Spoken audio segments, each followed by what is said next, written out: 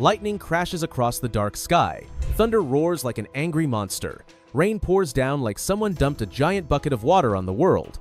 And you're standing in the middle of nowhere with no house, no umbrella, and no warm bed to run to. Welcome to the Stone Age, where every single day was like playing the world's hardest survival game. Except if you lost, you didn't get to try again. Think you're tough because you can open a pickle jar? Think you're smart because you know how to use a smartphone? Well, let me tell you something that might shock you. If you were magically transported back 0 years ago to the Stone Age, you probably wouldn't make it through your first day. And I'm going to prove it to you right now. You wake up, but instead of your cozy bedroom, you're lying on the hard, cold ground. There's no roof over your head, just the open sky. Your pillow, a rock, your blanket, nothing but your own skin. Already feeling uncomfortable? We're just getting started. The Stone Age wasn't called the Stone Age because people collected pretty rocks as a hobby. It was called that because stone tools were the most advanced technology humans had. No electricity, no cars, no stores, no hospitals, no pizza delivery, nothing. Just you, some rocks, sticks, and a world full of dangers trying to kill you every minute of every day. Let's start with something simple: breakfast. At home, you probably grab some cereal, toast, or maybe ask someone to make you pancakes. Easy, right? Well, in the Stone Age, breakfast doesn't exist in your kitchen because you don't have a kitchen. You don't even have a house.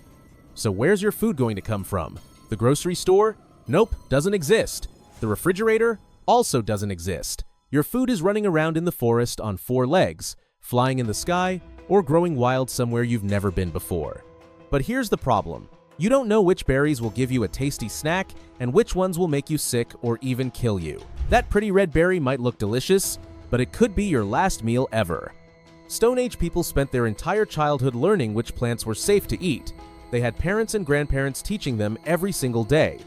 You probably can't even tell the difference between a mushroom and a toadstool. And let's say you're brave enough to try hunting for meat. First, you need to make weapons. But wait, you don't know how to chip rocks into sharp points. You don't know how to attach them to sticks. You don't know how to track animals or set traps. Even if you somehow manage to make a spear, do you really think you could catch a rabbit that's way faster than you? Or face down a wild boar that has huge, sharp tusks and weighs 3 times more than you do? Most Stone Age people spent 6 to 8 hours every single day just looking for food. And sometimes, even after all that work, they still went to bed hungry. You'd probably give up after the first hour and wish you could order pizza. Okay, you might say, maybe I can't find food right away, but at least I can make a fire to stay warm. Oh really? Have you ever tried to make fire without matches or a lighter? It's not like in the movies where you rub 2 sticks together for 30 seconds and poof, instant fire. Making fire from scratch is incredibly hard and takes a very long time to learn. You need exactly the right kind of wood. You need to know the perfect technique. Your hands will get bloody and sore from all the rubbing and scraping. Most people today can't even do it after watching YouTube videos and practicing for hours. Stone Age people were like fire-making wizards because they practiced every single day from when they were little kids. But even they sometimes failed to make fire, especially when everything was wet from rain. And without fire, you can't cook food, if you even found any, you can't stay warm, and you can't scare away dangerous animals. Imagine trying to sleep in the dark, cold wilderness with no fire. Every little sound would make you jump, every shadow would look like a monster. Building a shelter sounds easy until you actually try to do it. What kind of branches should you use? How do you make them stay together without nails, screws, or rope? How do you make a roof that actually keeps rain out instead of just dripping water all over you all night long? Stone Age people knew how to build amazing shelters using just materials from nature. They could weave grass into waterproof walls and create doors that kept out wind and rain. But this knowledge took years and years to learn. You'd probably end up with a pile of sticks that falls down the moment a breeze hits it. And even if you somehow built a decent shelter, you'd have to do it again and again as your tribe moved to follow herds of animals or find new sources of food. Stone Age people were nomads. They never stayed in one place for very long. Think your neighborhood is scary at night? Try walking around when there are cave bears the size of small cars, saber-toothed cats with fangs longer than kitchen knives, and giant wolves hunting in packs.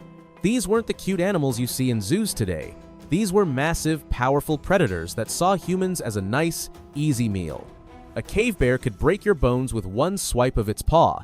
A saber-toothed cat could pounce on you before you even knew it was there. Stone Age people knew how to work together to protect themselves from these animals. They had strategies, weapons, and lots of experience. You You'd probably freeze up in fear the first time you heard a lion roar in the distance. Even the smaller animals were dangerous. Wolves, wild boars, and even some large birds could seriously hurt or kill a person. And don't forget about snakes, spiders, and other poisonous creatures hiding under rocks and in tall grass. Here's something really scary. If you got sick or hurt in the Stone Age, there were no doctors, no hospitals, no medicine, and no ambulances. A simple cut could get infected and kill you. A broken bone might never heal right. A bad stomachache could mean you die from food poisoning. Stone Age people did know some natural remedies using plants and herbs, but this was knowledge passed down through generations. They knew which leaves could help with fever and which roots could ease pain. You don't know any of this. If you ate the wrong berry and got sick, you'd have no idea how to help yourself feel better. Even something as simple as a toothache could make your life miserable for weeks or months. There were no dentists to fix cavities or pull bad teeth. Many Stone Age people lived with constant pain from dental problems. The scariest part of all? You'd be completely alone. Stone Age people survived because they lived in groups and helped each other. Everyone had a job to do. Some people were expert hunters, others were great at finding plants, and others were skilled at making tools and clothes. But you don't belong to any group. You don't speak their language. You don't know their customs or rules. You'd be a stranger in a very dangerous world where strangers were often seen as enemies. Even if you found a friendly group willing to help you, you wouldn't know how to contribute. While everyone else was busy doing important work to keep the group alive, what would you do? You can't hunt, can't make tools, can't find food, can't build shelters. You'd be like having a baby around, except babies eventually learn and grow up. You'd just be a burden. Here's what's incredible. Stone Age people were actually super smart. They created amazing cave paintings, complex tools, jewelry, and musical instruments. They understood stars and seasons, had languages and cultures. These weren't grunting cavemen from cartoons. They were real people with big brains like us. A Stone Age kid your age could start fire in minutes, track animals for miles, and know hundreds of plants by name. They were like real-life superheroes with survival superpowers. But life was incredibly hard. Most people died young, and there was no time for fun like video games or movies. Still, thinking about the Stone Age helps us appreciate our amazing modern world. Every light switch, refrigerator, and hot shower uses technology they couldn't dream of. Your ancestors survived the Stone Age. That's why you exist. You have survivor DNA running through your body. So would you survive a day in the Stone Age? Probably not, but that doesn't make you weak. You've just learned different skills for a different world. You have the same amazing human brain and spirit that figured out how to survive back then. Next time you're having a bad day, remember, at least you're not hunting mammoths while avoiding saber-toothed tigers. The Stone Age is over, but the human adventure continues. Who was the last caveman of his kind, and how did he live, die, or simply vanish into history? The truth is more shocking than you'd expect. For centuries, we've looked back at our prehistoric ancestors with curiosity. We imagine them surviving in harsh environments, inventing tools, painting animals on cave walls, and sitting quietly under the stars beside a glowing fire. But one question still remains. What happened to the very last caveman? Who was the final Neanderthal? Was it a man or a woman? Did they realize they were the last of their kind? And if they did, how did they spend their final years while the world around them kept changing? This story goes beyond one person. It's about the closing chapter of an entire human species, the Neanderthals, and what their end reveals about survival, extinction, and the connection we still share with them. And there's also a surprising twist. A man named Elia is believed to have lived in a way that closely resembled the caveman lifestyle, even in the modern world. So let's explore the lives they led, the challenges they faced, and the final footsteps of humanity's earliest relatives. The rise and fall of the Neanderthals. Neanderthals weren't some rough, half-evolved version of us. They were smart, capable, and incredibly strong. For a long time, they thrived across Europe and parts of Asia, far longer than modern humans have been around. They hunted mammoths, made sharp tools from flint, wore animal hides, and even buried their dead. Some researchers believe they played music using flutes made from bird bones. These weren't mindless cave dwellers. They were Homo neanderthalensis, close relatives with whom we shared a common ancestor hundreds of thousands of years ago. But something shifted about 40 years ago. Slowly, they started to disappear. Within just a few thousand years, they were gone. What caused that to happen? No one knows for sure, but there are a few strong possibilities. Some believe the climate turned against them. The Ice Age brought harsh changes that made food hard to find. Others point to the arrival of modern humans, Homo sapiens, who may have brought new challenges. We had more advanced tools, more connections with other groups, and possibly larger communities that made survival easier. But the story isn't all about conflict. There's evidence that Neanderthals and modern humans lived side by side. In some places, they even formed families together. Many of us today carry traces of Neanderthal DNA. Even so, Neanderthals eventually disappeared. What's often missed is how long that took. It wasn't a sudden collapse. In a few remote places, small groups held on for thousands of years after most others were gone. Which brings us to a haunting question. Who was the very last Neanderthal? The last of the Neanderthals. We may never know their name, where they were born, or whether they were a man or a woman, but scientists have narrowed it down to a few places. One of the strongest clues points to the Rock of Gibraltar, a steep cliff at the edge of southern Spain. Inside Gorham's Cave, tucked into that rocky coastline, researchers found what might be the last known remains of a Neanderthal. They date back to about 40 years ago. It looks like a small group managed to survive there, long after Neanderthals had vanished from the rest of Europe. Could one of them have lived long enough to see unfamiliar faces, modern humans, starting to appear nearby? Picture that for a moment. You're the last of your kind. Everyone you knew is gone. The voices you once heard around the fire have faded. The trails you followed are overgrown. Maybe you catch glimpses of others in the distance, but they don't look like you. They don't speak like you. They don't come close. You keep going, unaware that your story is the final chapter of a long, ancient line. This kind of ending may have happened in more than one place. Scattered groups of Neanderthals, holding on as long as they could, while modern humans kept spreading and changing the world around them. We don't know exactly how those last few lives ended. Was it violence? Starvation? Illness? Or maybe they joined human groups and blended in, their identity slowly lost over generations. What we do know is that their end wasn't loud. There was no final battle or dramatic moment. The last Neanderthals faded quietly. But even in their silence, the story didn't really end.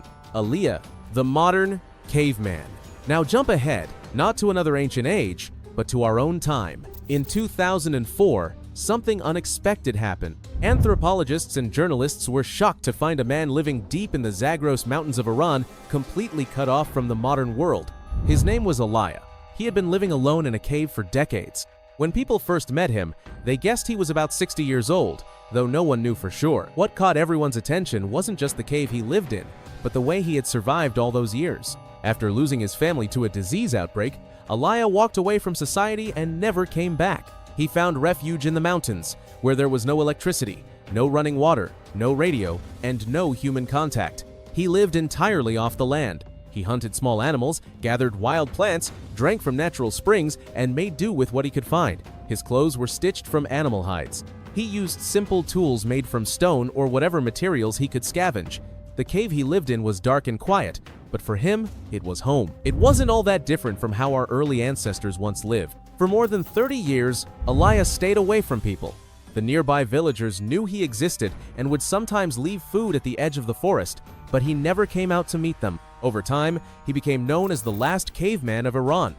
In 2022, he was persuaded to leave the cave and move into a village for medical treatment. A few months later, he passed away. He was believed to be around 62. His story left many people wondering, was he really the last caveman? Was he holding on to an ancient way of life? Or was he simply a man trying to find peace far from the world? Aliyah's life may have been quiet, but it reflected the same instincts that carried humans through thousands of years.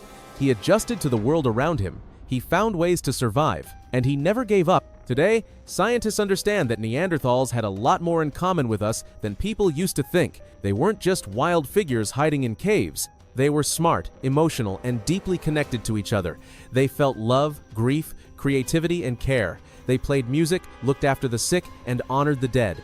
Even after they disappeared, they didn't leave us with nothing. Their story continues in us. Every time we strike a match, shape something with our hands, or look up at the stars and wonder about our place in the world, we're part of something that began long before written history. And the last ones who held onto that way of life, whether they were Neanderthals in Gibraltar or men like Aliyah living alone in the mountains, deserve to be remembered. They were the final link in a long chain, and their story still lives on. If this gave you a new way of thinking about what it means to be human, or made you curious about the past in a different way, go ahead and subscribe to the channel. Tap the bell so you don't miss the next story. We've got more coming your way. The question of how transgender people were treated in prehistoric societies leads us into a world without writing, nations, or formal laws. a time when understanding human identity depended on daily survival, spirituality, and community roles. Though the term transgender is relatively modern, human gender diversity is not. Studying the lives of transgender or gender non-conforming individuals from prehistoric times is difficult. There are no written records from the Paleolithic, Neolithic, or even early Bronze Age to tell us what people thought or felt. Instead, researchers rely on archaeological discoveries, burial customs, anthropological comparisons, and DNA analysis to uncover clues about how early humans might have understood gender roles and identities beyond the male-female binary. In modern terms, sex refers to a person's biological attributes, while gender refers to roles, behaviors, and identities that a society assigns. These categories are fluid and can vary across cultures and time. Applying today's definitions to prehistoric people must be done with care, but findings do suggest that gender diversity has long been part of the human experience. One of the earliest archaeological hints of gender variance comes from a burial in the Czech Republic dating to approximately 5000 BCE, belonging to the corded ware culture. This grave contained the skeleton of a biologically male individual, but the burial followed feminine customs. The body was placed on its left side, with the head facing west, a style traditionally reserved for women in that culture. Items placed in the grave were also considered feminine, such as domestic jugs rather than weapons or tools. Czech archaeologist Kamila Remišová-Většinová, who led the excavation, stated, "From history and ethnology, we know that burials reflect not only biological sex but also gender identity." This discovery led some researchers to suggest that this person may have been gender non-conforming or transgender in their community. However, scientists caution against firm conclusions, as interpretations are limited by the small sample size and lack of written context. Another important case is the Suantaka grave in Hattila, Finland, dated to around 1050 CE. Originally thought to be the grave of a high-status woman due to the presence of two swords, including one with a bronze hilt and feminine clothing, further analysis added complexity. In 2021, researchers from the University of Helsinki conducted ancient DNA testing and found the individual had XXY chromosomes, a condition known as Klinefelter syndrome. This genetic variation can result in physical traits that blend male and female characteristics. The grave contained both masculine and feminine objects, suggesting that this person may have held a non-binary or transgender identity within their society, or at least one that was socially accepted and honored. Such findings indicate that prehistoric and early societies might have recognized more than two genders, or at least accommodated individuals who lived outside the binary. But without direct testimonies, researchers remain cautious about over-interpreting these rare cases. While prehistoric evidence is limited, anthropologists studying indigenous and tribal societies that survived into modern times provide insight into long-standing patterns of gender diversity. Among many Native American tribes, individuals known as two-spirit people have long been recognized. This term refers to people who embody both masculine and feminine traits, and they often served as healers, teachers, artists, or spiritual leaders. The Zuni tribe, for example, honors Lamana, a male-bodied person who adopted a feminine role and was highly respected within the community. In South Asia, the Hijra community has existed for centuries, with documentation going back to the Mughal Empire. Though often marginalized in modern times, Hijras historically held important roles in rituals, blessings, and court ceremonies. Similarly, the Fa'afafin of Samoa and the Sworn Virgins of the Balkans demonstrate cultural traditions that accept or institutionalize third-gender roles. These are not prehistoric examples, but they suggest that recognition of gender variance is not new or Western, but rather a global human phenomenon with deep roots.